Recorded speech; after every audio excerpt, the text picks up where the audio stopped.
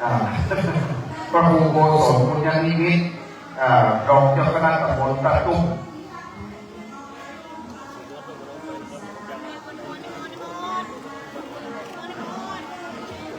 พระครูอนุนสุตาพินันรองเจ้าคณะตำบลแม่แดงพระครูบริสุทธิ์สังฆวิจิตรวัดธรรมสังเวชพระครูพัฒนธรรมสุนทรวัดป่าบุพระครูบาลีธรรมวัดหนองเจดีท่านอาจารย์พระมหาสุริพลจิรวัฒโนวัดพระบาทตัดท่าพระครูสังฆรัตน์กิติพิทักษ์กิติโสพนเมธีวัดสกุลน้อยพระธิการพงษ์ชัยวรธรรมโมวัดผาเลือกพนารามพระครูสุตตะคุณวัฒน์วัดอินทชินปราสาทพระครูปฏิสิทธิการวัดฐานิสิทธิการามพระบดีกาไพบูลย์สันติคโรวัดฉางข้าวน้อยเหนือพระครูภาวนาโสภิตด็อกเตอร์วัดบ้านเหล่าพระเจ้าตาเขียวพระธิการกิติวัดอินทเมธีวัดศรีชุมพระครูพิสุทธิ์ธรรมสุนทรวัดบ้านใหม่กระหม่อมทองพระธิการอนุสิทธิ์อัตตพันโตวัดธรรมวัดวิมลพระครูอินทวันธรรมรงวัดป่าศรีเทียนพระครูประสิทธิ์วีรศาสตร์วัดหนองเกิดพระครูพิสารจันทร์พระคุณวัดก่อข้าหนองบัวพระธิการพจน์กิติโกวัดป่าหอพระธิการวชิรวิทย์ชวนัทปัญโยวัดร่องจามพระครูพินิจวิริยะคุณวัดดอนหลวงพระธิการวีรยุทธยุทธวีโรวัดหนองเอื้อพระครูพิสิทธิ์ปริยัตยากรเลขานุการเจ้าคณะอำเภอป่าซางพระสมุทรถนอมธีรศักดิ์วโรวัดแม่แดงพระนัทธีสุขวัฒน์โกวัดป่าหุพระครูจำลองฐานวโรวัดดอนตองพระครูประพัฒน์สาธุการวัดเกาะม่วงพระครูโสพลปริยัติกิจวัดปัตติงามพระครูสุวรรณปัญญาพิสุทธิ์ด็อกเตอร์วัดสุวรรณารามพระธีรธรวัดป่าเหวพระอานนท์วัดป่าเหวพระครูประหลัดชัยรินทยวัฒนเมธีวัดดงฤาษีบ้านโพ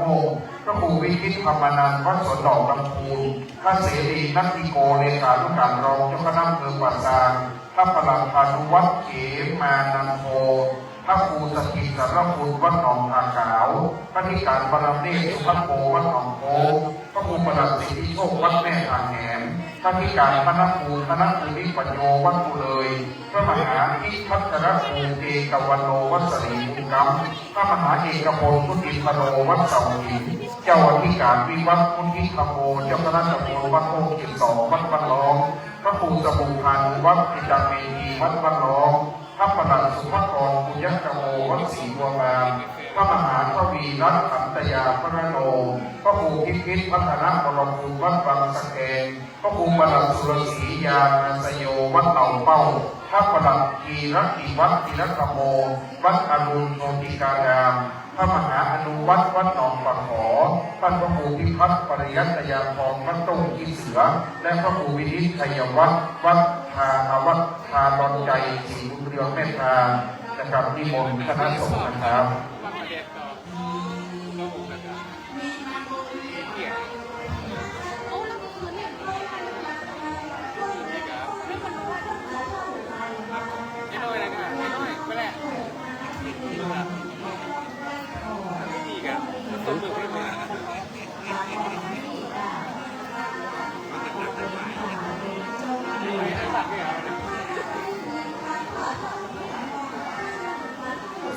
สุนทร60 กว่ารูปวันสุดท้ายสวดผูกประมาณ50 รูปแล้วตอนนี้ไม่ทราบว่าบางวัดก็ติดศาสนกิจบางวัดก็ไม่ติดศาสนกิจก็มานะครับอาจจะมาครบ64อาจจะเหลือสัก50 ฝ่ายนะครับ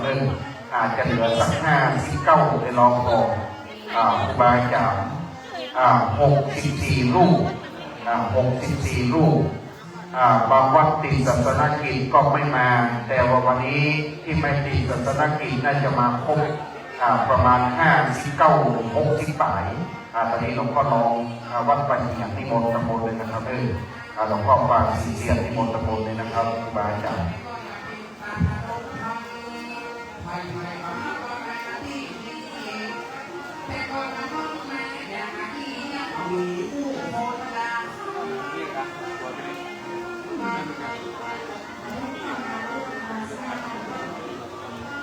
เสา2นิมนต์เช้าเสา4นิมนต์บ่ายนะครับ 2 เวลา22 เช้า 24 บาท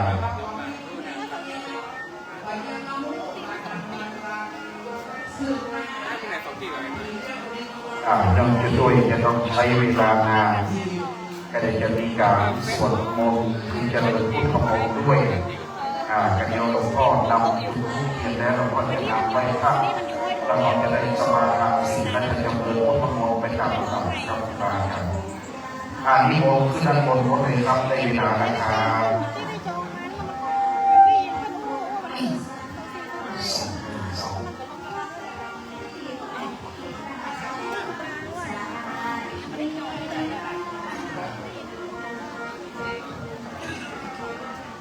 นิมนต์พระสงฆ์องค์เจ้าพระสังฆาที่ได้รับพระอาณามาในงานผูกพระประสิทธิ์วัดโบสถ์นักนิมนต์ทุกรูปทุกตนขึ้นโบสถ์ได้ครับเดี๋ยวเราจะเริ่มไหว้พระเจริญพระพุทธมนต์เป็นการรับต่อไป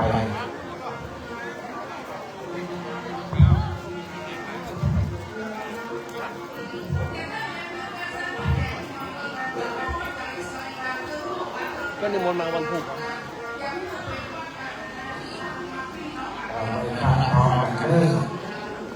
อะระหังสัมมาสัมพุทโธพระพุทธังภะคะวันตังอะภิวาเทมิโลภะโตภะคะวะตาธัมโมธัมมังนัมมัสสามิปฏิปันโนภะคะวะโตสาวกสังโฆ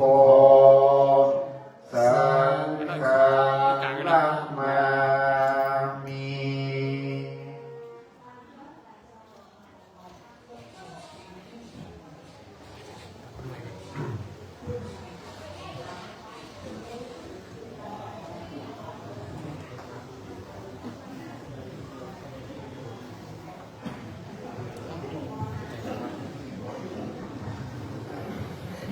สระชังสะเสดังสัพพันธงนริน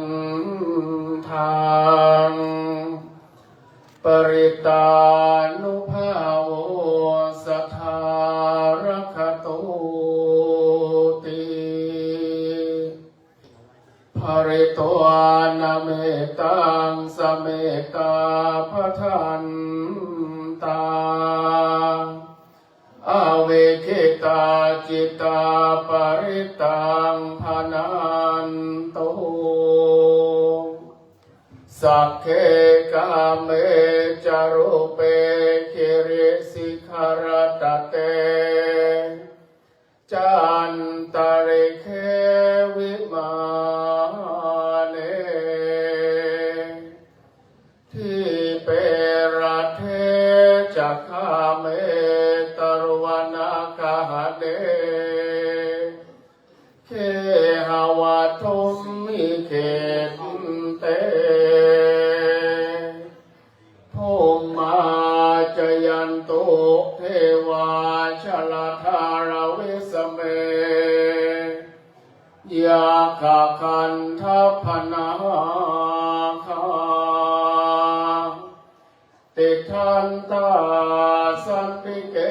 ยังมุนิวราวัจนังสาธโวเมสุนันโตธรรมสวรรคาโลอายัมพทันตาธรรมสวรรคาโลอายัมพทันตาธรรมสวรรคาโลอายัมพทันตา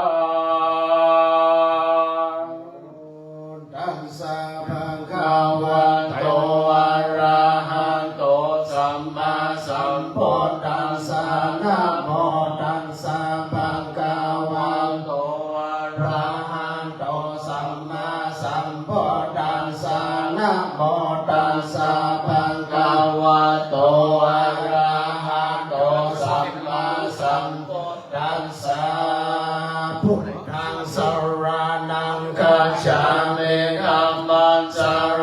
ณังกัจฉามิสังฆังสรณัง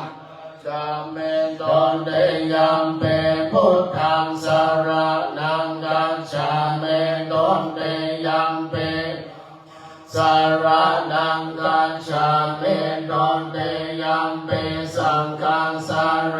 นังกัจฉามิตันเตยัมเปพุทธังสารนังกัจฉามิตันเตยัมเปธัมมังสารนังกัจฉามิตันเตยัมเปสังฆังสารนังกัจฉามิสารนังกัมปนังนะโมเมสัพพะโพ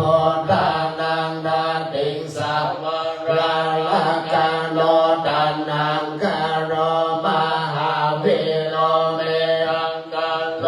มหายาโสสระนังกะโลติปังกะโลโชตินดาโลก่อนตัญโยชนะพาโมโกกัง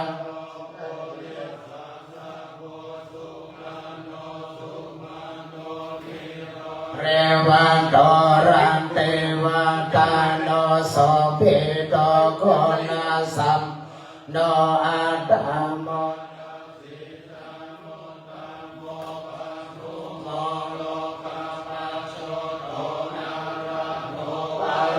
สารติปันโนโมตาโลสารสุเมโทอังคัมปงกาโลสุจันโตสัพพะโลโอปิยาตาสิธัมโมโสโพ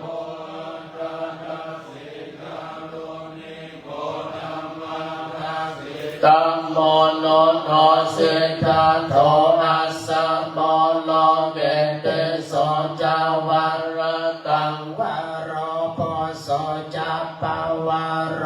พุทโธวิปัสสิจาโนปโม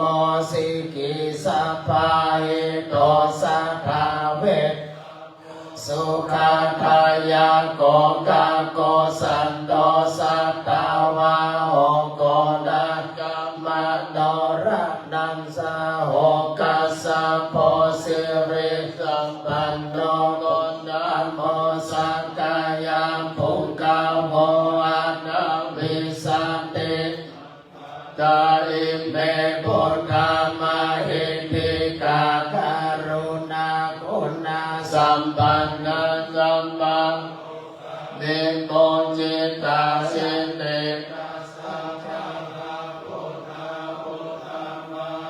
กาโมกาลเตมิสังฆากุณานาสมเปเตเยอามาตังวะตังเนเต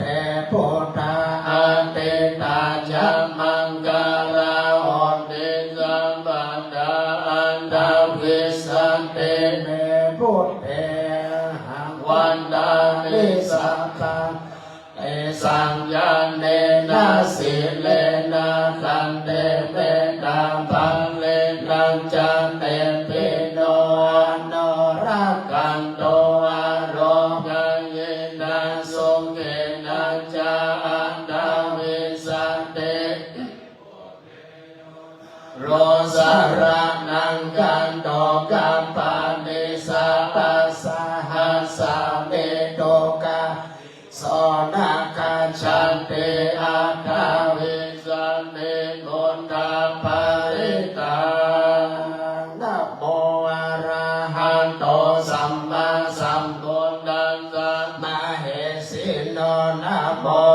ธัมมะธัมมัสสะสวากาตังเสวะเตติทานะโมมหาสังคัสสะเพเวสุทัสสิลาภิทิโนนะโมมาตายารักสารัตานาตายาสะสาธุกังนะโมมาเตตัสสะตัสสะวะโทตายาสะเปนะโมกาลังอาเวนะวิคาชันโตปัทวานะโมกาโล ภาเวนัสุวัตเตหอนโตสัพพะทานะโมกาลาจักเจดาวิปิเมหอมิเตชวาเสวนาจักภารานังบันเดตานันจะเสวนาโพชาจาโพชานิยานังเอตัมมังกัลลังมุตตามังปันติโรปันเทสวังโสจาโมเปจากาตาปุญญาตาอันตาสัมมามันนิทิจาเอตัมมังการามุตตามังภาหุสัจจจานิปัญจวินาโยจะโสสิกิโตโสปานิตัญจัญญาวาจาเอตัมมังการามุตตามังโตโอมานันดังมนดันทารันสะสังฆาโหอันนังกุลาจักกัมมันตาเอตัมมังการามุตตามังนันจะธรรมจาวิยาจายากากานันจะสังฆาโหอันนาวัจจานิกัมมันเดตัมมังการามุตตามังอาราติวิราติปะปะมัจจปานาจะสัญญโมอัปปะมาโตจะธรรมเมโยเอตัมมังการามุตตามังคาราโบจันเนวันโนจันสันตุติจักขันตายุตตากาเลนะธรรมัสสวนังเอตัมมังการามุตตามังจะโสวัจจะสัตตาสัมมานังนันจะทัสสนังกาเลนะธรรมัสสะกัจฉาเอตัมมังการามุตตามังจะพรหมจาริยังจะอาริยสัจจานันทัสสะนังนิพพานัสสัญชิกิริยาจาเอตัมมังการามุตตามังสโลกาธรรมเมหิจิตังยัสสะนังกัมปันติยาสุกังวิราชังเกมังเอตัมมังการามุตตามังนิสานิกัตวานาสัพพะธรรมปาราจิตาสัพพันธโสติกัจฉันติตันเตสังมังการามุตตามังเตมหามังการาสุตตังยังกินชีวิตังเอทาวาหุรังวาตังเอสุวายังรัตนังปาเนตังนาโนสัมมังอัตติทาทากาเตนาอิทังเปพุทเทระปานิตังเอเตนะสัจเจนะโสวาเตอันโตกยังวิราคังมาตังปานิตังยาทาสักขาสังกายามุนิสัมมาอิโตนะเตนะธัมเมนะสัมมาทิกิจเจธัมปิธัมเมรัตถานังปานิตังเอเตนะสัจเจนะโสวาเตอันโตยังบุตตะเจโตปาริวันนาเยสุจิงสัมมามานันยัญญามาโหสัมมาเนนะเตนะสัมโมนะเวจันเตธัมเมธัมเมรัตถานังปานิตังเอเตนะสัจเจนะโสวันติอันโตเยโมกัลลาอัตตาสัตตาปัสสัทธาจัตตาเรตานิโยคานิอันเตเตดังขินายาสุขาตาสาสาวกาเอเตโสตินังนิมหาภาลานิธัมปิสังเกรัตนังบันิตังเอเตนะสัจเจนะโสวาเทอันโตเยสุปายุตตาปันนาสาธันนาเหนันนิกามิโนโกตามาสาสันนัมเมเตปฏิปตาอามันวิไขหารัตถาโมทานิโพเตโมจามานาอิธัมปิสังเกรัต านังปฏิตังเนเตนะสัตนังโสภัทเทอันโตยันปุรานังนาวังนาทิสังวังวิราตายาติเกภวัสสะเมเตจินาปิชาอาวิลลลายจันนิพพันติภิลายะทายัมปฏิปอย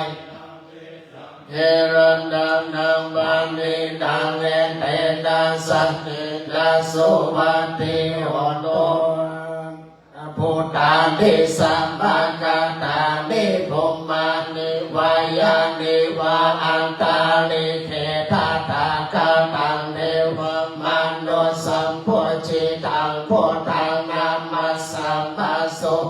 ทิอันโตยานิธาพุทธานิสัมภะกตานิภูมานิวายานิวาอันตาลิเขตาตากาตังเทวมนุสัมพุจิตัง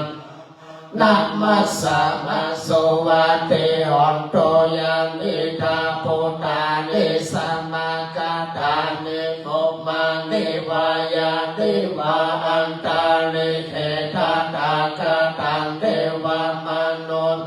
พุจิตังสังฆังนะมัสสะมะโสวะเตอันโตรัตนาสุตาเมตตัญจะสัพพะโลกัสสมิมานังสัมภวะเยอัมมาริมานังโอตังอาโตตะเตริยังจาสัมปันนังอเวรา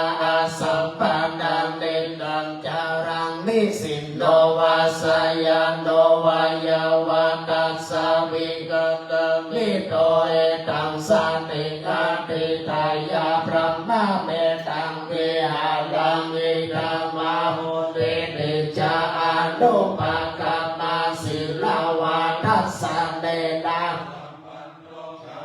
สุวินายาเกตังนายจันโตกาปะสยังพุนาเรเตติการามิยามเมตาสุตาปัมมาโนพุทโธอาปัมมาโนธัมโมอาปัมมาโนสังโฆมามานาวัน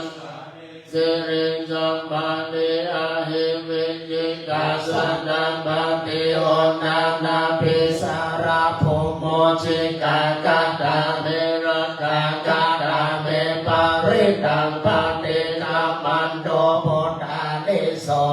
นะโมภะคะวะโตนะโมสัตตานังสัมมาสัมพุทธานังติเอเตปิ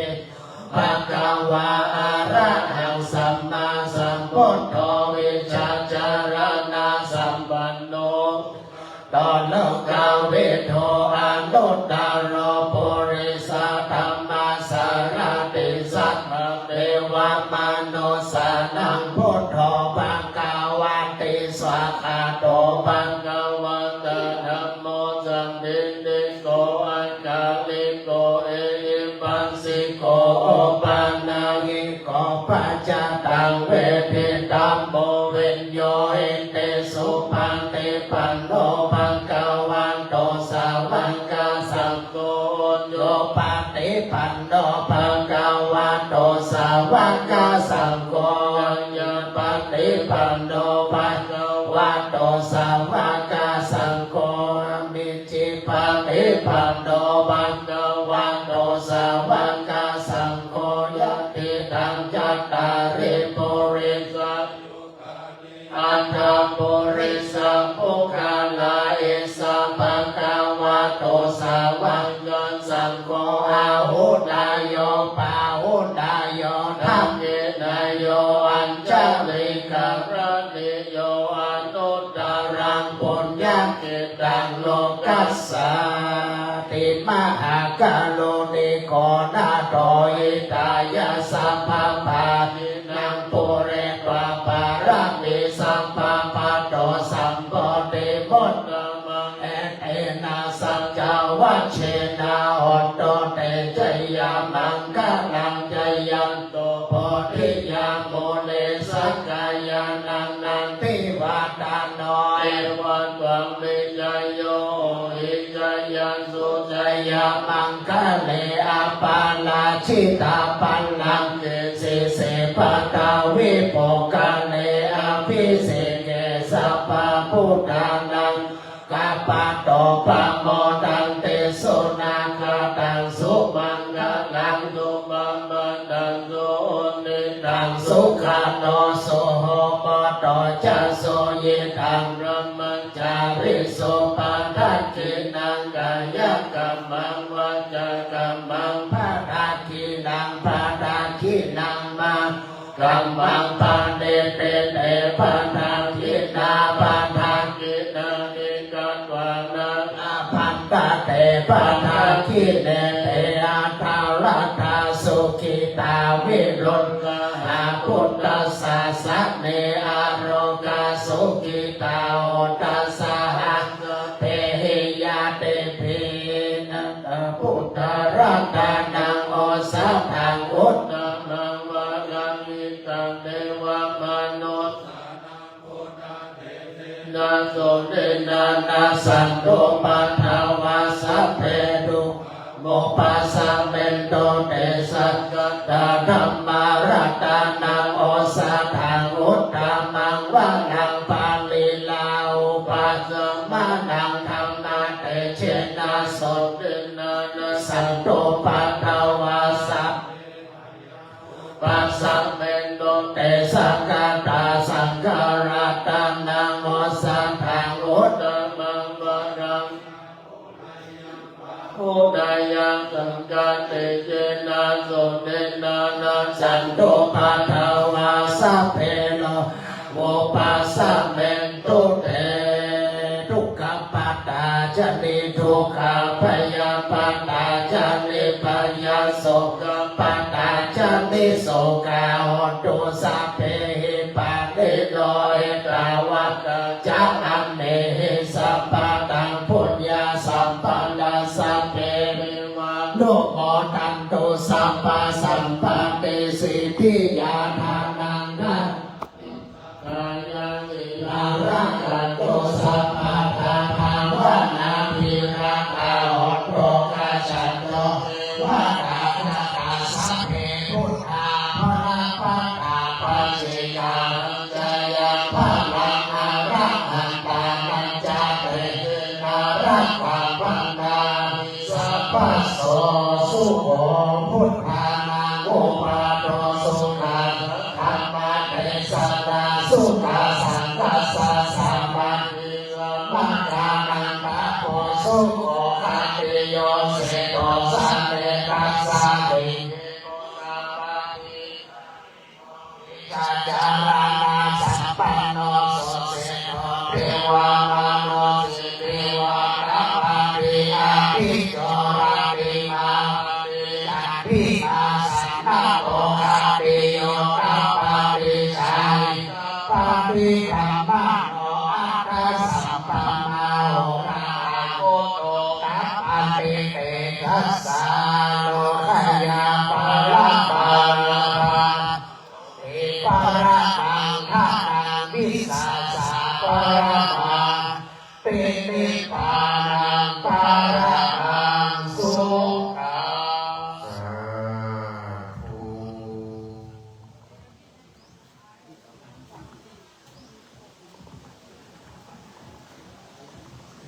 ยังมีคณะสงฆ์ที่จะเข้ามาหรือมีคณะสงฆ์ที่อยู่ในวิหารอยู่ในกุฏิขอนิมนต์ที่โบสถ์ทุกรูปเลยนะครับเพื่อลบข้องค้างอยู่ในวิหารกุฏิศาลาอะไรขึ้นขอนิมนต์ที่โบสถ์ทั้งหมดเลยครับเพื่อลบข้องค้างก็ได้นั่นนะครับ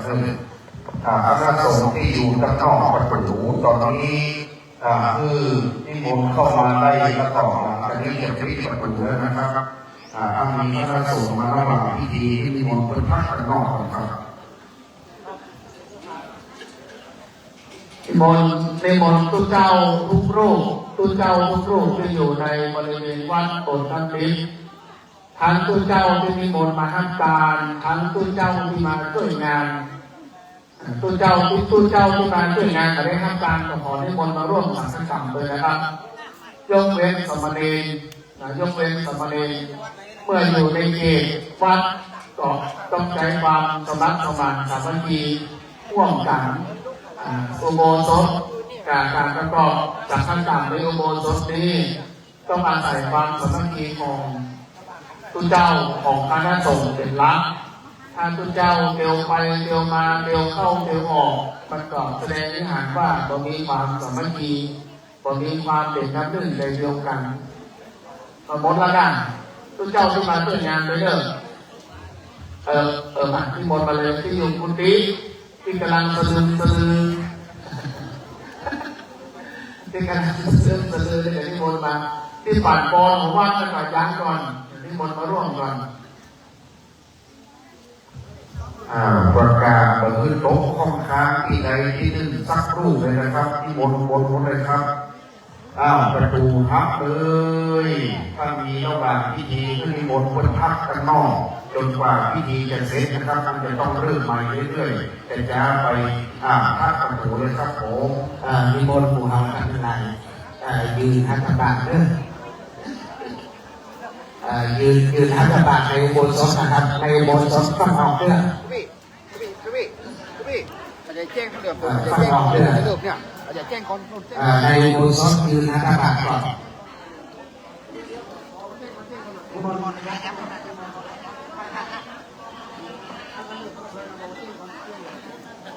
ยืนหัตถบาทเข้ามาให้จะดูนะครับเข้ามาเป็นพิษกันครับมันเป็นเยอะแยะเข้ามาอะไรวิหารนี้ก็มีแล้วก็แจ้งเป็นคนเดือดต้นฟังเริ่มด้วยกัน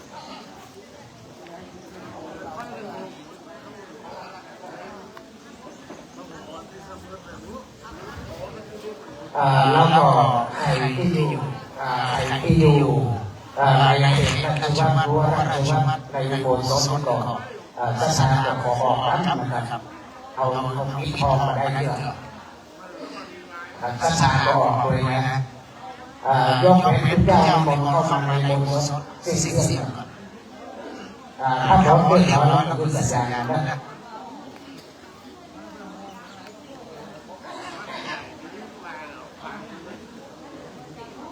ลงเดินรูปกับเขาสักหนึ่งนาทีกับกำลังมาศาสนาพึ่งไล่กับกำแพงแก้วมือสองเรื่องการถอยออกจากกำแพงแก้วในนอกในดิบเข้ามานะครับพูดเราเกี่ยวมาพูดเราแม่มาครับที่ไหนก็มาที่บนที่ทำงานสอบครับที่บนเลยนะครับคนต่อที่บนเลยครับที่บนเลยนะครับเข้าทางหลังเลยนะครับเข้าไปทางหลังเลยนะครับลงเข้าไปทางหลังเลยนะครับคณะสงฆ์ใหญ่รอจนพร้อมนะครับ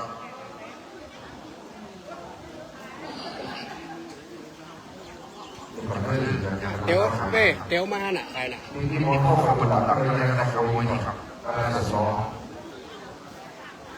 กำลังนะครับรอครับโอ้กำลังใส่ผ้าอยู่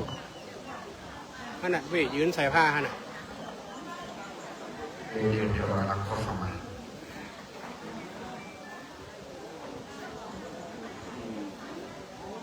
น้ำบอกพร้อมเดี๋ยวจะยืนออกมองครับคนคนไหน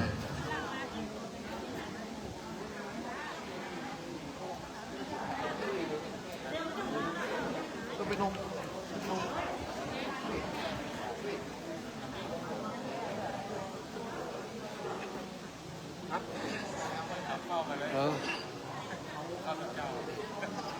มาพี่อันมาพี่บอกเพิ่นมาทางหน้าวัดไปก่อนอันนี้มุตุทางหน้าวัดนะครับทำแล้วสังฆีมา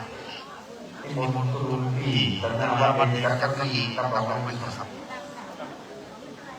มุตุต้องตะกุออกนะครับเป็นอย่างสังฆีนะครับมันยังมัดต้องเอาข้อสำคัญในระหว่างจะตุลาการใดก็มาเดี๋ยวเราก็กลับมาที่มณฑลปัตตานีก็มันเห็นมณฑลปัตตานีครับเดี๋ยวเราตั้งที่ต่อก็บอกว่าจะสวยมาก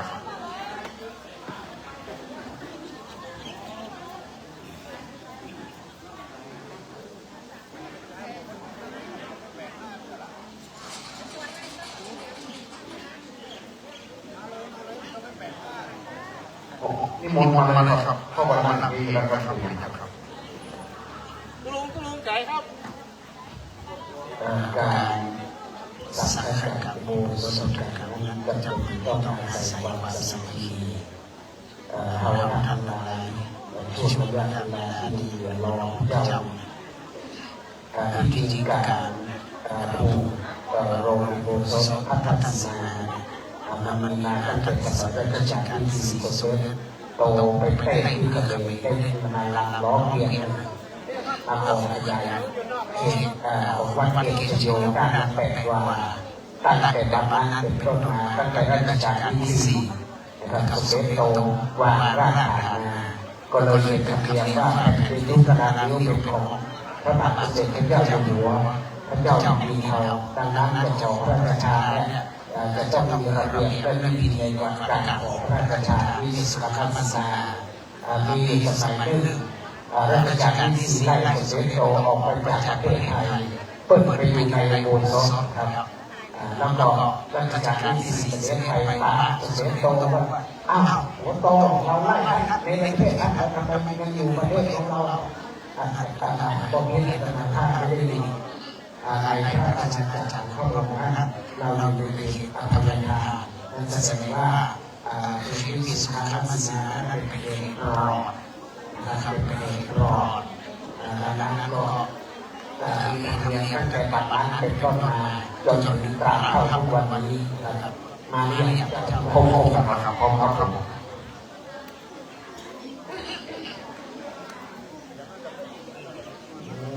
นะโมตัสสะ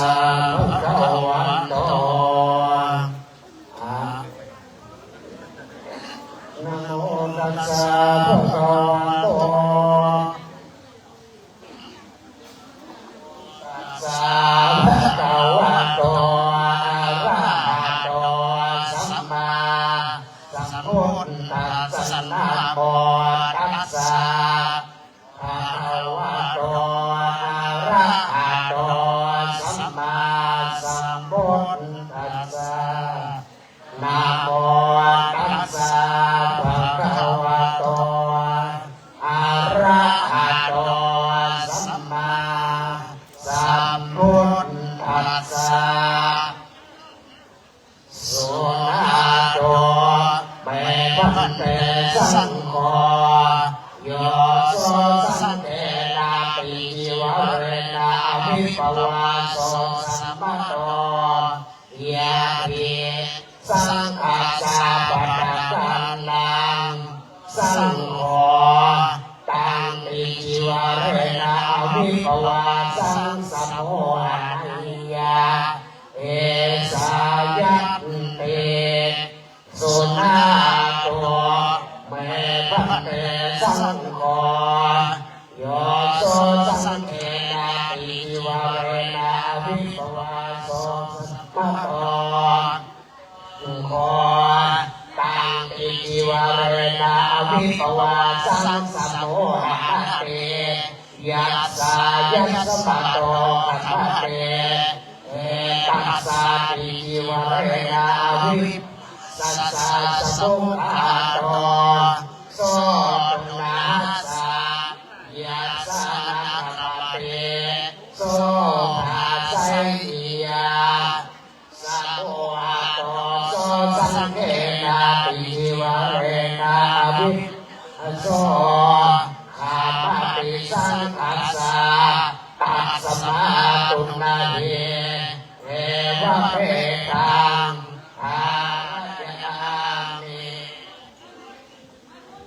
โสนาโตเมพันเตสังโฆยาสาสังเกนะสีมาสัมมาตาสัมมานัสสังวาสาเอกุโภสัทธายาภิสังฆัสสะปัฏฐานังสังโฆตังสีมังสัมโฆหะนัญญาเอสายัตติสุนาโตเมพันเตสั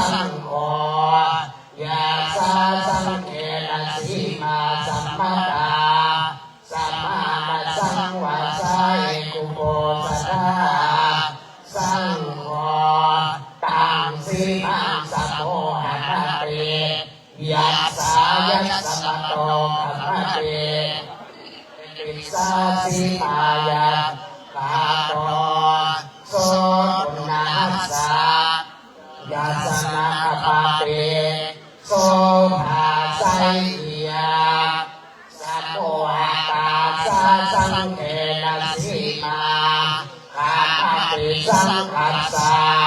ตัสสมาตุนาเยเอวะเมตังอาราญามิ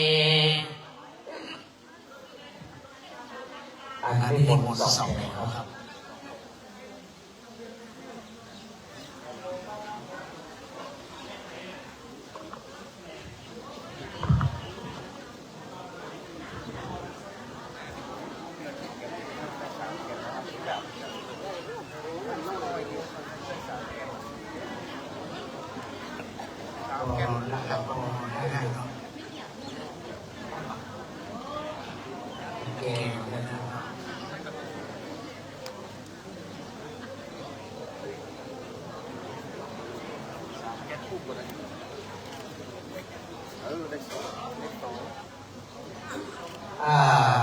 มาหน่อย ด้านนี้ไปท่านที่สองท่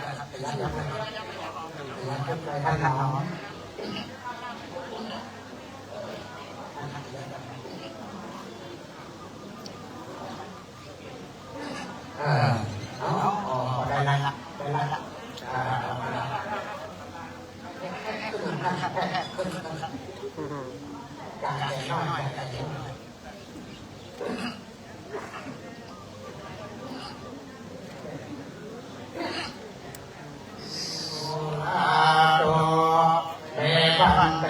สังโฆ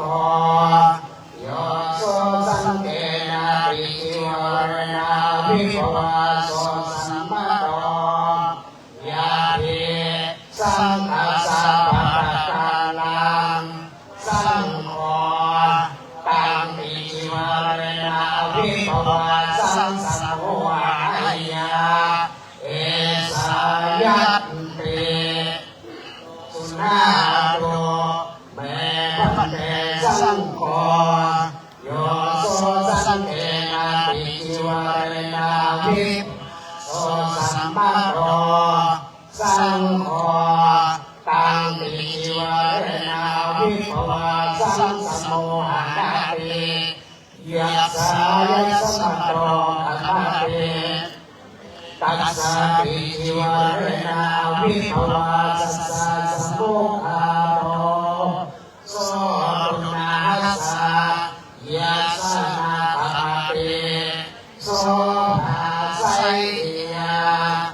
สัมโมหะโตโสสังเกนะปิจิวรณาภิ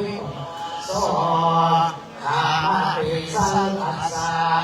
ตัสสมาตุนาเยเอวะเมตังอาราญามิสุนาโตเมตันเตสังโฆยาสาสังเกนะสีมาสัมมาตาสมาสังวาสะเอกุโภสัทธายะภิสังคัสสะปะทะกังลังสังโฆตังสิมังสมุหายะเอสายัตติสุนาโตเมตันเตสังโฆยาสาสังเกนะสีมาสัมมาตานัสสังวาสะเอกุโภสัทธาสังโฆตังสิมังสมุหะเตยัสสะยัสสะโตอะระหะเตเอปิสาสิกายะสมุขะโตโสตุนาสะยัสสะนะภะเตโสภาไสยะสัมโมหะตาสะสังเกนะสีมาข้าพเจ้าสังคัสสะตัสสมาตุนาเยเอวะเมตังอาราญามิ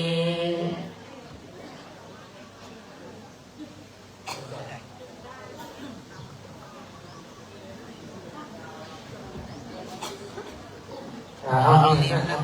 เอาหนุนนี่กูดีสองมันได้ดีแล้วก็ดี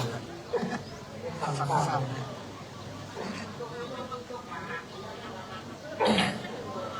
ตอนนี้ซ่อนได้นะครับเดี๋ยวซ่อนได้เลย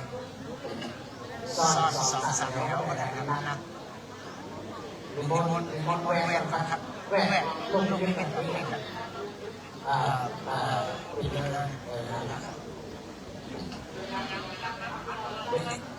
เดี๋ยวทำได้มันยากมันจะมีเตรียมตัวเหมือนกันเอาลงเร็วๆนี่แหละชวนวันนี้เรียบร้อยสุนาโตเมวันเตสังโฆโยโสสังเกนาติจิวเรนาวิปวาโสสัมปโตยาเยสังฆาสะปะตะกังลังสังโฆตังติจิวเรนา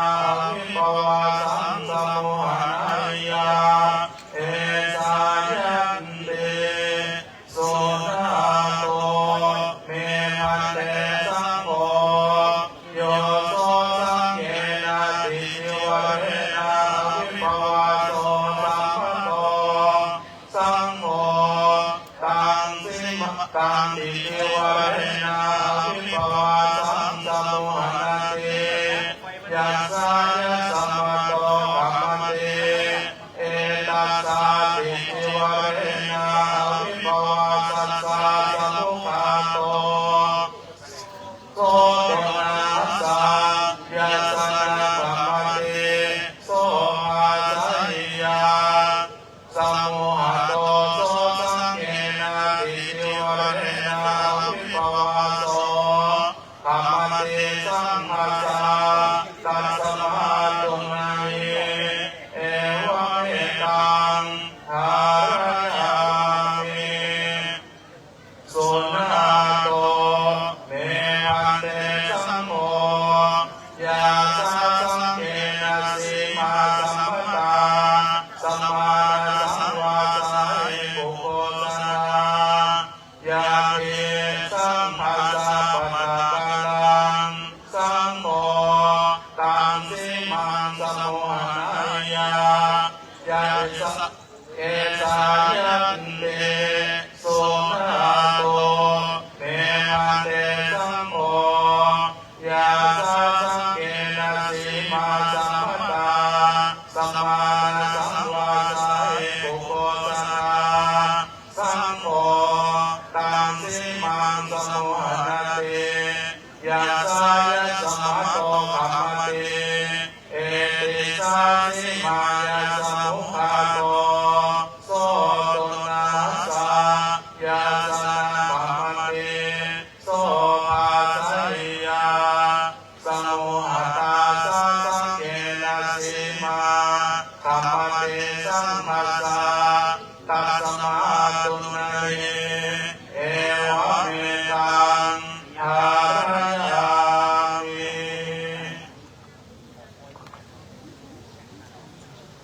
นิมนต์เหมือนเดิมนะครับสอง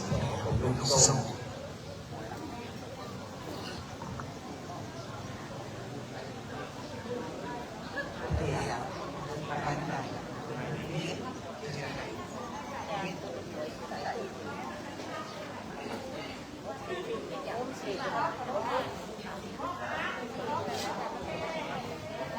บุญเขาขอสร้างบาปเพิ่ม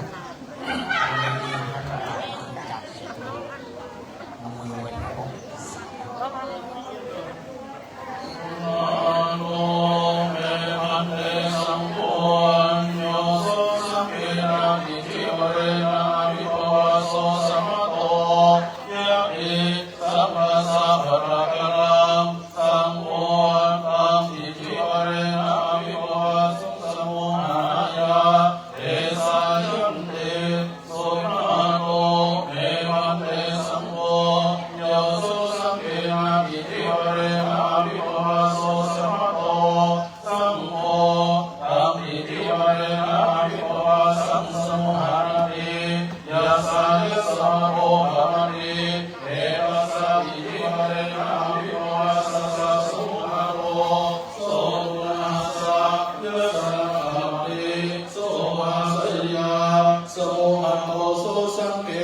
ปิจิวเรนะวิปวาโสธรรมติสังกัสสะตัสมารุณเหเทวเมตังคารยามิสุนาโตเอวัตเตสังโฆยาสาสังเขนะสีมาสมัตตาสมานาสังวาสะเอกุโปสัตตายะเอสังคัสสะปะกัปปะลังสังโฆตังสีมังสมุหานายาเอสายันเตสุนาโตเมมัตเตสังโฆยาสาสังเขนะสีมาสมัตตาสมานาสังวาสะเอกุโปสัทธาสังโฆตังสีมังสมุหานาติยาสายะสมโตภมติเอติสาสีมายาสมุขโตโสโตนาสายะสนภมติโสภาสยาสมุหัตตาสาสังเกนาสีมาภมติสังกัสสะตัสมาตุนะเหเอวเมตังคารยามิ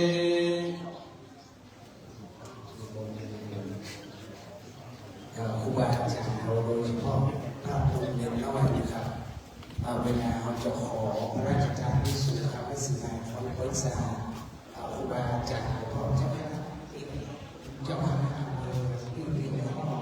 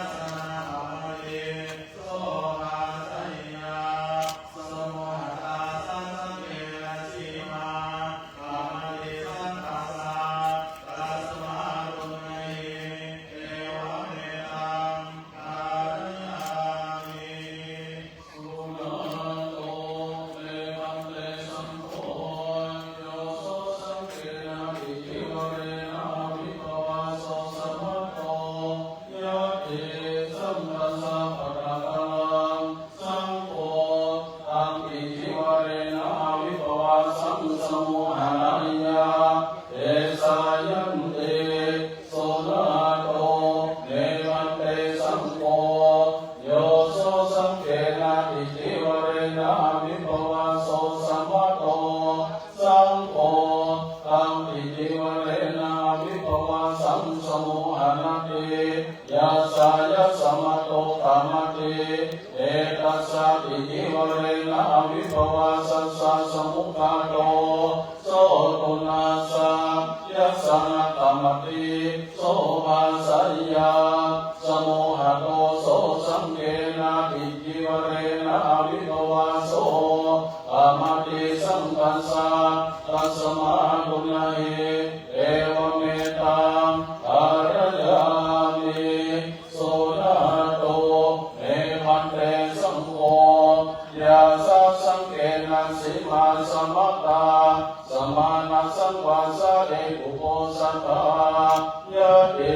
สังคัสสะปะตะกะลังสังโฆตังสิมังสมุหานายาเอสายันเตโสนาโตเนมันเตสังโฆยาสะสังเกนะสิมาสมัตตาสมานะสังวาสะเอกุโปสัทธาสังโฆตังสิมังสมุหานาติยัสสายะสมะโตกามติเอติสาสิมายาสมุขะโตโสตุนะสะยัสสะนะกามติ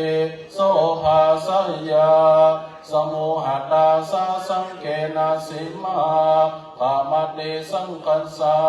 ตัสมาตุนะเอเทวเมตังทารยามิ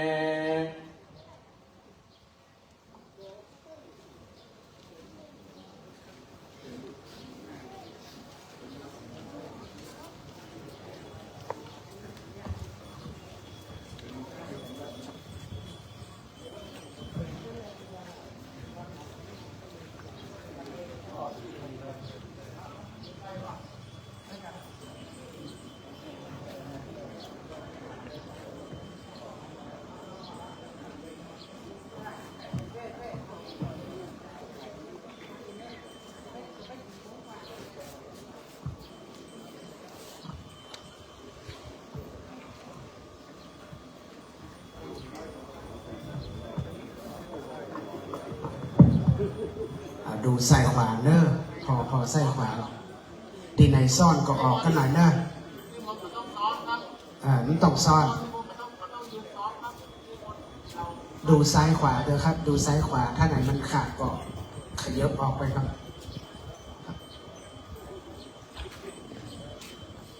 สุนาโตเมพันเตสังโฆโยโสสังเกนะติจิวเรนะอวิภวะโสสัมมโตยาติสังคัสสะปะตะกะลังสังโฆตังติจิวเรนะอวิภวะสังสมุหานายาเอสายันเตโสนาโตเมพันเตสังโฆ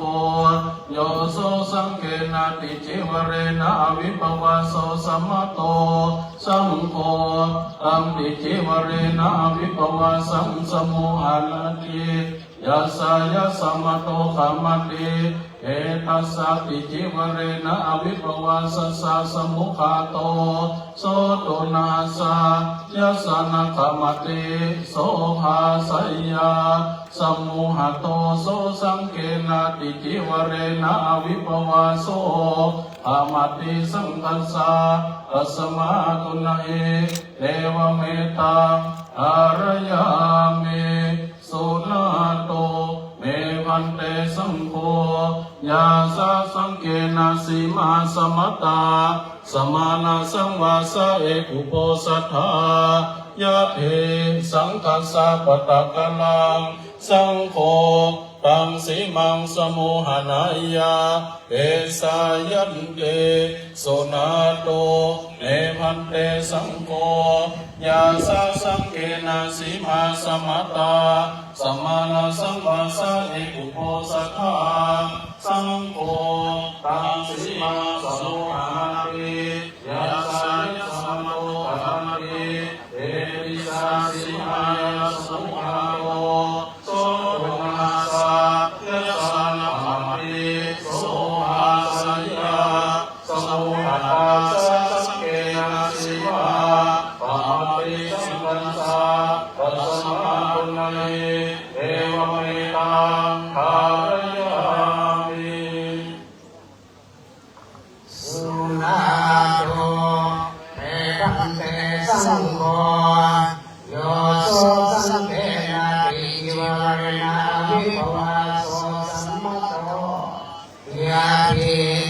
สังกัสสะปะทะนังสังโฆตังอิวะเรนะวิภวะสังสมุหายาเอสายัตติสุนาโตเมนันเตสังโฆโยโสสังเกนะติอิวะเรนะวิภวะโสสัมปโตสังโฆตังอิวะเรนะวิภวะสังสมุหายายัสสะยัสสะโตขะมะเตเอตัสสะติวะรณะวิภวะสัสสะสุขันโตโสนัสสะยัสสะนะขะมะเตโสภาสัยติยาสะโอหะโตโสสังเกนะติวะรณะวิภวะโสขะมะเตสังคัสสะตัสสะตุนะเทเอวังเมตังอาราธนามิสุนาโตเมตัมเตสังโฆยาสาสังเกนะสิมาสัมมาตายมานะสังวาสะเอตุโพสะทายาภิสังคัสสะปะทะกังลังสังโฆตังอิมังสมุหายาเอสายัตติสุนาโตเมตัมเตสังโฆยาสาสังเกนะสิมาสัมมาตาสัมมาสังวาสะเอตุโพสะทาสังโฆตังสมุหาเตยัสสะยัสสะโตขะมะเตเอตัสสะสิมายาสมุขาโตโสตุนัสสะยัสสะนะขะมะเตโสภาสัยติยาสะโอหะตาสะสังเกนะสิมาขะมะเตสังคัสสะตัสสะตุนะเทเอวะเมตังอาราธนามิ ครับนิมนต์คนที่หาเด้อนิมนต์คนที่หากรรมการคนถูกวัดไปแล้ว ใครประตูพุ่งหน้าหากมีคณะสงฆ์มานิมนต์บนวิหารเพื่อถวายตามกันโยตอนนี้หลวงพ่อพระครูวิบูลย์เจติยาทองรองเจ้าคณะจังหวัดพระครูกิติปริยัติเวศรองเจ้าคณะอำเภอเมืองนำคณะสงฆ์60 กว่ารูปส่วนของพื้นที่กันโยทะเลวโมดปล่อยเอาน้ำมนน้ำขมิ้นส้มปล่อยปะพรมพื้นที่ตอนนี้ในส่วนของรอการตัดหวายลูกนิมิตผูกพระธาตุสีมาในวันที่24คือวันเสาร์ที่จะถึงกันโยก็นิมนต์ครูบาอาจารย์ขึ้นบนวิหารถึงโมดเลยนะครับเพื่อจะได้ถวายตามจตุปัจจัยทายธรรมนิมนต์ครูบาพระมหาเถระครูบาอาจารย์ทุกรูปได้โปรดเมตตาด้านบนวิหารเพื่อถวายทานระหว่างนี้ก่อนทุลุงชัยวัฒน์อยู่ตะลุ่มขอนิมนต์ทุลุงน้ำมนต์ที่อยู่บนวิหารโพงพื้นที่นะครับจะได้บริสุทธิ์ผ่องใสเพราะว่าทุลุงจะได้อยู่ประจำการตะลุ่มคนนิมนต์ทุลุงรวดน้ำพระพรมพื้นที่เพื่อจะได้เป็นมังคลมงคล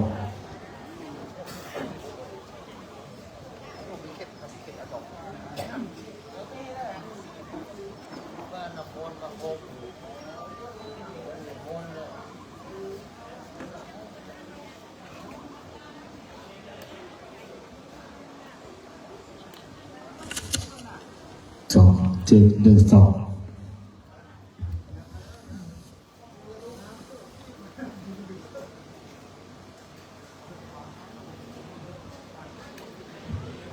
สาธุชนศรัทธาขึ้นมาบนวิหารเด้อ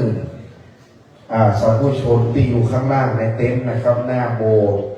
เต็นท์ทุกหลังขอขึ้นมาบนวิหารเลยครับเพราะว่าตำบลมีกระตุ้นเจ้ามีศรัทธา นะตอนนี้เชิญคณะสาธุชนเจ้าภาพขึ้นมานั่งบนวิหารได้เลยเนอครับขึ้นมาบนวิหารหมดเลยครับผมศรัทธาเป็นขึ้นมาบนวิหารเนื่องว่ามีศรัทธาหลายขึ้นมาหลายๆครับ30ขึ้นมาเลยคือมีตึงตุเจ้ามีตึงศรัทธาญาติโยมเจ้าภาพยอดตาลเจ้าภาพสังฆทานเจ้าภาพลูกนิมิตปากันขึ้นมานั่งบนเพเนอร์เก้าอี้ยังว่างวันนี้เป็นวันสวดถอนมีหลวงพ่อรองเจ้าคณะจังหวัดหลวงพ่อรองเจ้าคณะอำเภอป่าซางวัดป่าเหียงหลวงพ่อรองเจ้าคณะอำเภอเมืองวัดแม่สางป่าขามหลวงพ่อวัดหนองผาขาวเป็นต้นเจ้าคณะตำบลครูบาอาจารย์รองเจ้าคณะตำบลเจ้าว่าวันนี้22 มกรา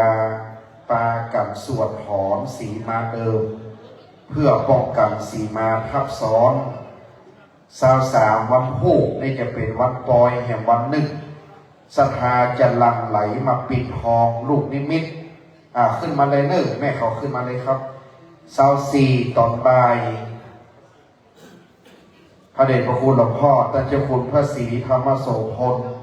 รองเจ้าคณะจังหวัดจะเป็นผู้สวดผูก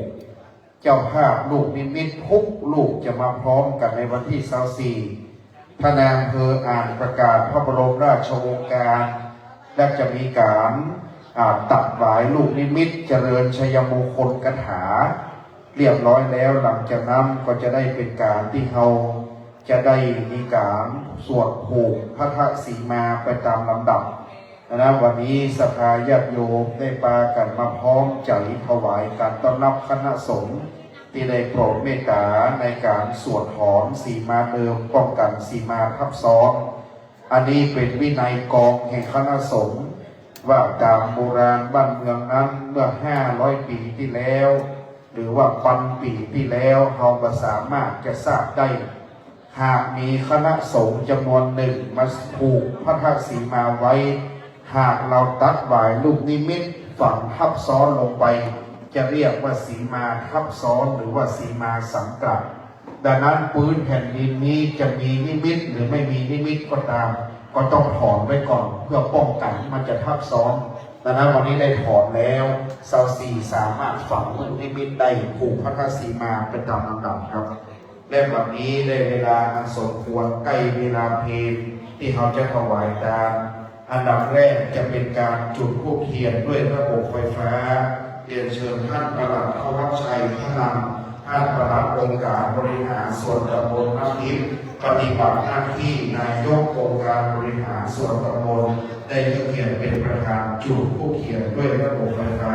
เรียนเชิญท่านครับสาธุชนตั้งใจประนมมือขึ้นนะครับสำรวมกาย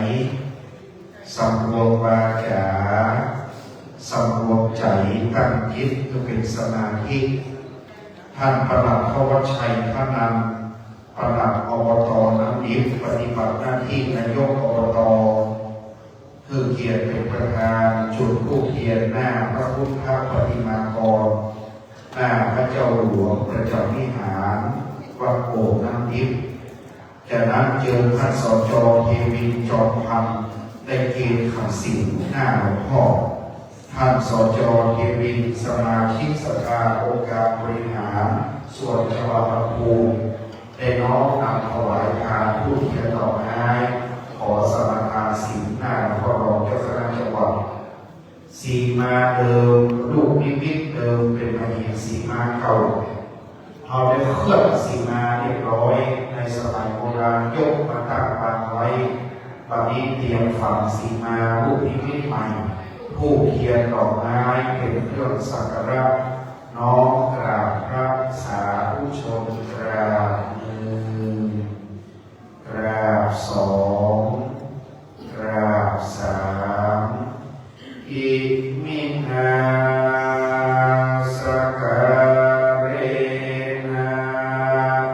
พุทธังปูเชมิอิมินาสการเรนะธัมมังปูเชมิอิมินาสกา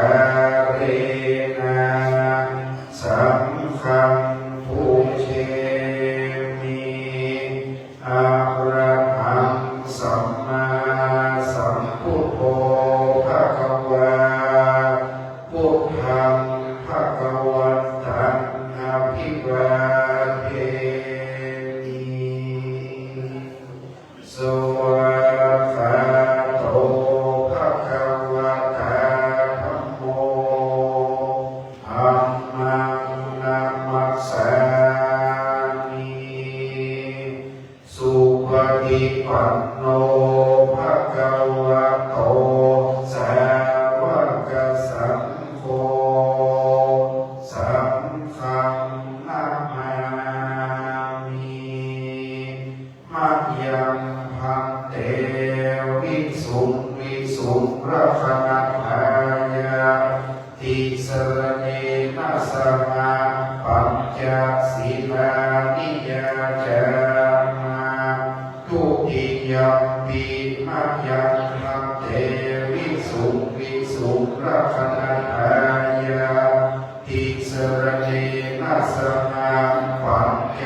ศีลานิยาจามาตาติยัมปิมัจยังพันเตวิสุรักนันหายาติสรเนนะสมาปัญจศีลานิยาจามาตัสสะภะคะวะโตอะระหะโตสัมมาสัมพุทธัสสะนะโมตัสสะภะคะวะโตอะระหะโตสัมมาสัมพุทธัสสะนะโมตัสสะภะคะวะโตอะระหะโตสัมมาสัมพุทธัสสะนะโมตัสสะภะคะวะโตอะระหะโตสัมมาสัมพุทธัสสะนะโมตัสสะภะคะวะโตอะระหะโตสัมมาสัมพุทธัสสะนะโมตัสสะภะคะวะโตอะระหะโตสัมมาสัมพุทธัสสะ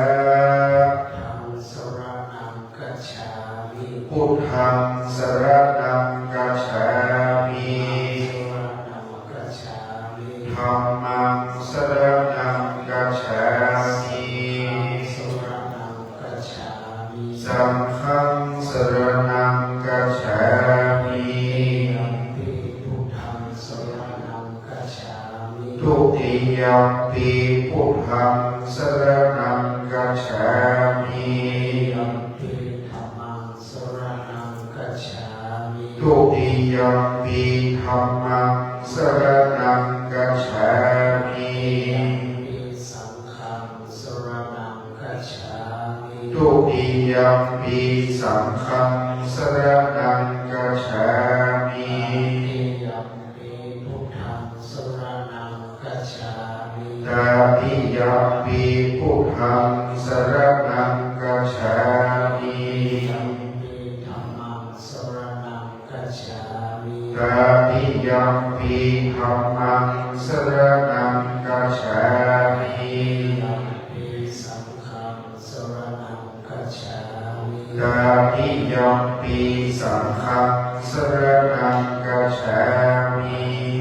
ปิตาตาเวระมณีสิกขาปะทังสมาธิยามิ ปานาติปาตาเวระมณีสิกขาปะทังสมาธิยามิ ตาเวระมณีสิกขาปะทังสมาธิยามิ อาทินนาตานาเวระมณีสิกขาปะทังสมาธิยามิ สุวิชาจารา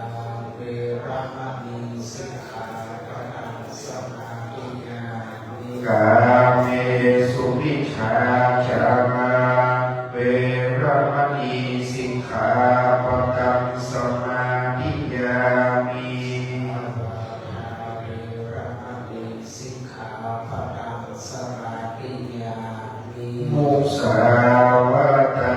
เวระมณีสิกขาปะทังสมาธิยามิ ราเมระยะมัชฌะปมาทัฏฐานาเวระมณีสิกขาปะทังสมาธิยามิ สุราเมระยะมัจจปมาทัฏฐานาเวระมณีสิกขาปะทังสมาธิยามิ จัสสิกขาปะตามิสีเลนะสุขลิงยันติสีเลนะโภคะสัมปทาสีเลนะวิพุทธิยันติทัสสนาสีลังวิโสทามิ สาธุสาธุสาธุสุมาวัตตา การโยคะนะครับสาธุอะหังวันตามิสัพพะวะพุทธานังสัพพันโตสังฆังอะเมพันเตสาธุสาธุโอกาสะกะเตสัพพะทิยมเรืองวตาสัมมาปริวาราดาพร้อมทุกขนานาอันสเปจนาเจ้ามหาสมณสัทธาและมูลสัทธาผู้ขาทั้งหลายทั้งภายในและภายนอกภายในหมายนี้ท่านพระครูวิโรจน์ชัยพรด็อกเตอร์เจ้าอาวาสวัดโบสถ์น้ำทิพย์เวรุคามป่าสางเป็นเข้าเป็นประธานโหนแห่งองค์ไปนอกมานี้คณะสัทธาอุบาสกอุบาสิกาสัทธาน้อยใหญ่ยิ่งใหญ่จุจุคนตั้งหลายต่างคนก็ต่างเป็นตนได้พากันสนองโคมไฟตกแต่งสัพพะแห่งตานาอาหารมาโดยชอบประกอบโดยเจตนาญาณดาแต่งหาคือรำสร้างของตามก็ได้แบ่งปันยุบหย่อนร้อนก็ได้กินเสียก่อนตามรูนก็ได้พร้อมพูดไว้เป็นส่วนร้อนได้ด่วนยุบเอาล้างเตือนห่วงเอาเนียงหอก็ตามในหอขัดสีล้างเตือนได้เดือดตาทีเล็กอ่อนน้อยเขาจะอื่นอ่อนปวดกินหูได้ยินออกปากเป็นคำร้ายหารุนแรงได้แก่แห่งขนาดเป็นกำราอยาปะโลมีโมโหคิ้วโหผู้ขาทั้งหลายก็รู้ว่าเป็นโทษและเป็นกรรมก็ได้พบยำเบื่อหน่ายออกปากว่าโมแลน้ำเพื่อลูกหลานมาไกลก็ได้ขับไล่จับตีกลัวเป็นวาจีกรรมขับป่ากลัวเป็นบาปเป็นกรรมรอได้กระทำเฝ้าฟังนอนยืนนั่งข้างกายเพื่อใครน้ำลายตกใส่กันสิบโผน้อยใหญ่ตกโลงใส่ของตาล้างเตือนล้างจานคุยขาบอกพอสะอาดหมดใสลงลืมไปบางแปรด้วยความพระมาลาสาก็รู้ว่าเป็นพยาโตใหญ่ที่ตกเต็มใจนำมายังมีมาผู้ผู้ขาราชาดวงดอกเขาดอกดอกไม้และลำเตียนน้ำเขามีสดปล่อยผู้ขาน้อยทั้งหลายนะขอสุนากาลวะยังเรื่องพิเศษสนตังเจ้าขอเรื่องพิเศษสนตังเจ้าหายโกรธคือเป็นอภิวิภาโกอโหสิกรรมอย่าได้เป็นนิวรณธรรมกรรมอันแก่กล้าอันยังงามตับสียังเมืองฟ้าและเนรปาขอของกินของตาหมดใส่เป็นพลวัตปัจจัยในการกระทำบุญคือแต่ในทีฆากาลับปะมีอย่างนี้น้ำจุกจะมีเที่ยวแต่พิธีกายัตวเรวัจีวเรมโนทวเรสัมจิตโตสัมอาสัมจิตโตสัมอติกะโตสัมปัจจุปันโตสัมอนาคตโตสัมสัพพันโตสัมขมันตุโนนะโมตัสสะภะคะวะโตอะระหะโตสัมมาสัมพุทธัสสะนะโมตัสสะภะคะวะโตอะระหะโตสัมมาสัมพุทธัสสะนะโมตัสสะภะคะวะโตอะระหะโตสัมมา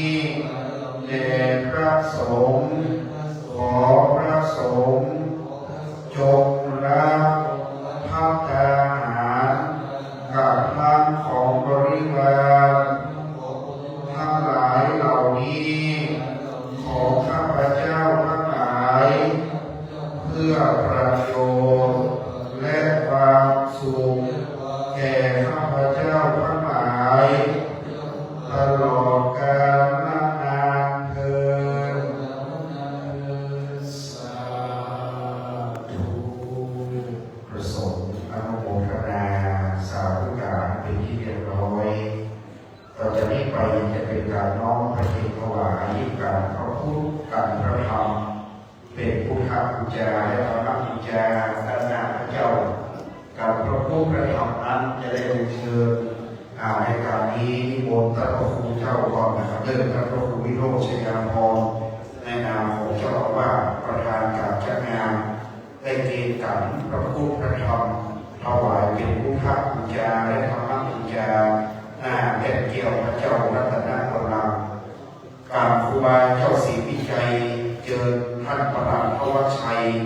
ท่านนำท่านประหลัดอบตน้ำทิพย์เป็นเกณฑ์ยอทานที่3 ลูกถวายแด่ครูบาเจ้าศรีวิชัย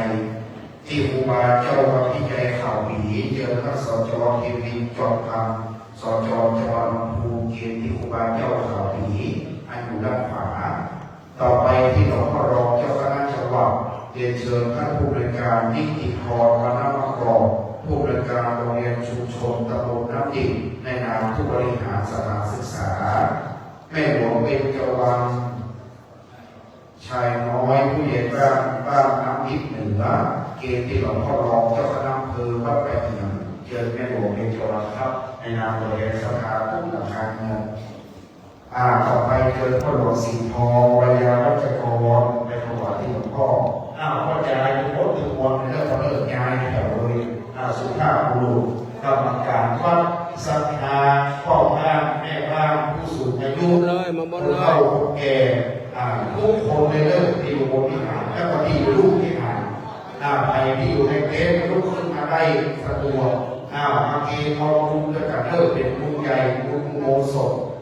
ถวายเลยครับพ่อยายไปเลยยายไปเลยยาวไปเลยพ่อยาวไปเลยครับโอ้แถวให้เริ่มต่อไปแถวที่1เสร็จเข้าแถวที่2ที่อยู่กับเต็นท์ลุกขึ้นมาบางทีเป็นการมาเอาบุญด้วยกันครับเป็นบุญใหญ่วันนี้สวดถอนวันที่24จะสวดภูเป็นอุโบสถที่สมบูรณ์และตอนนี้สภาขึ้นมาพ่อหลวงผู้ช่วยสารวัตรแพทย์วิยาวัชกรแก่วัดอาจารย์สภาน้อยใจใจเด็ก3 ท่านกำลังเดี๋ยวพ่อปฏิบัติด้านพ่ออาจารย์พ่อล่างไปเรื่อยพ่อแถวด้านผู้3 ท่านมาออกที่เลยพ่ออาจารย์มาออก3 ท่านพ่อแก่พ่อล่างพ่ออาจารย์คนนี้ออกเลย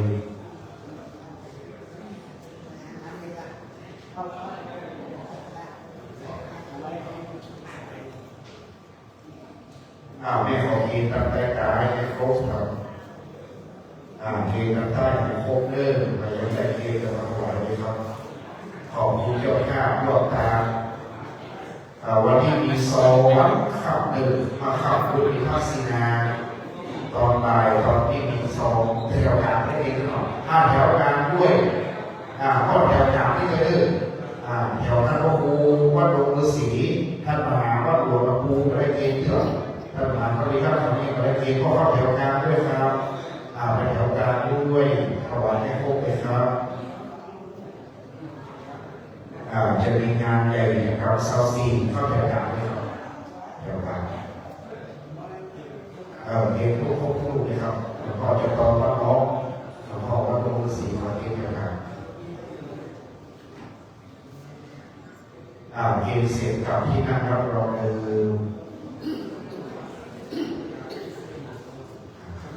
ครบนะครับน้องรับพรครับนิมนต์ครูบาอาจารย์น้องมาพรอนุโมทนาเป็นภาษาแรกคือโยมยอมในเรื่องที่ศักดิ์สิทธิ์ยะถาวาริวะหาภูนาภริภูติสังฆรังเยวะเมวะอิโตทินังเวทานังโอภะคะปะติชิตังปะติตังตุมังคิปะเมวะสันติจันโตสัพเพปุเรโตสังฆปะจันโนปันราโสยถานานิโชติราโสยถาอายุวัฏโกธานาวัฏโกสิริวันโกยัสสะวัฏโกภะนาวัฏโกวันนาวั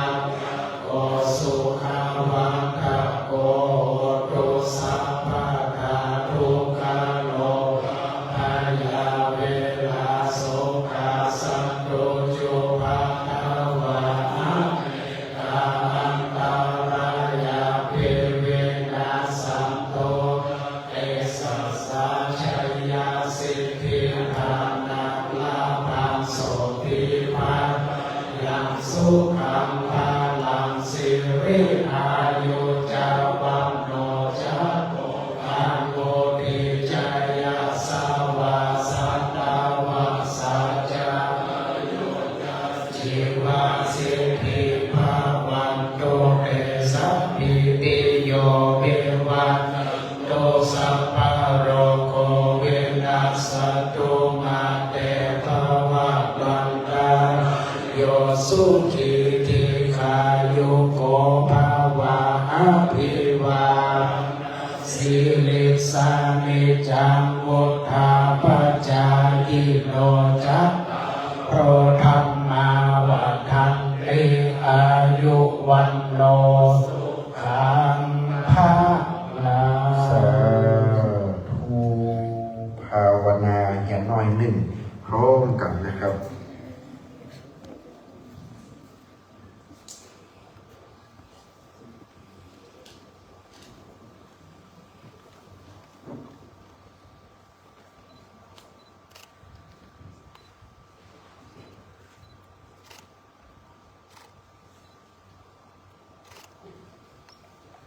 ต่อควรเก็บเวลาตั้งกรรมภาธนาอย่างน้ำแผ่เมตตาพร้อมกันสิไปอิตังตานากัมมังนิปปานาปัจจยโยโหตุโนจังอิตังศีลากัมมังนิปปานาปัจจยโยโหตุโนนิจังอิตังภาวนากัมมังปานาปัจจยโยโหตุโนนิจังยังกิมจิกุสลังกัมมังตัปปังสัพเพหิกาตังปุญญังโนอนุโมตุสุนันโตโหนโตเยเตวาอัสสัมมิหาเนติตาติขายุกาสัพพาหนตุสัพเพสัตตาสุอัตตานังปาริหารันตุมาตาปิตาโรสุขิตาหนตุขับปังมุญจันโตสัพเพยาตากาโสตาหนตุตุขับปังมุญจันโตสัพเพอะยาตากาโสตาหนตุตุขับปังมุญจันโตสัพเพปิสาจาเปยัคขาสัพเพเปตาจาสุขิตาหนตุตุขับมุญจันโตสัพเพนักขัตตาสุขิตาหนตุขับปังมุญจันโตสัพเพเทวาสุขิตาหนตุตุขับมุญจันโตสัพเพอาจาริโยปัจฉายาสุตาหนตุตุขับปังมุญจันโตสัพพะสัมปันโยสัมมิชันตุโกกระทำสังฆกรรมเป็นอุโบสถวันตะหลวงพร้อมกันต่อไปนะครับวันตามิพุทธังสัพพะเมวะโตสังฆมาเมพันเตวันตามิธัมมังสัพพะเมวะโตสังฆมาเมพันเตวันตามิสังฆังสัพพะเมวะโตสังมาทัพเมพันเตวันตามิการุปัชายาจริเยปังเมตวโตสังฆมาทัพเมเทวันตามิกัมมัฏฐานังสัพพะเมวะโตสังฆมาทัพเมเทวันตามิอาระเมปัฏฐสีมังสัพพะเมวะโตสังฆมาเมพันเตวันตามิเจติยังสัพพะทาเนสุปฏิ